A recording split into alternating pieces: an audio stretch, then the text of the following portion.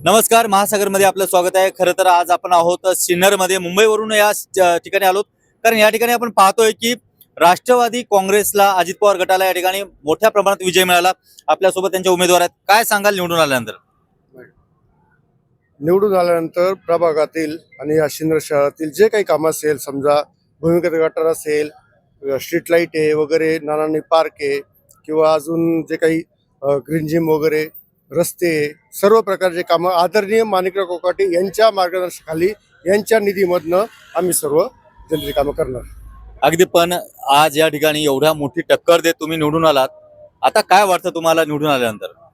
निवडून आल्यानंतर एकच वाटतं की आदरणीय माणिकराव कोकाटे यांच्यामुळे आम्ही निवडून आलो.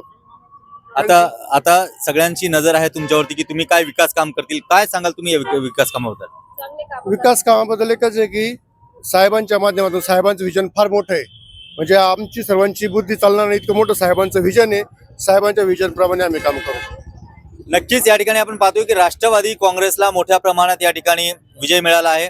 आणि जनतेच्या प्रतिक्रिया पाहिल्या तर या ठिकाणी खरंच बघायला गेलं तर विकास कामं करण्यासाठी आम्ही सज्ज आहोत, असं यांनी या ठिकाणी आम्हाला वचन दिलं आहे.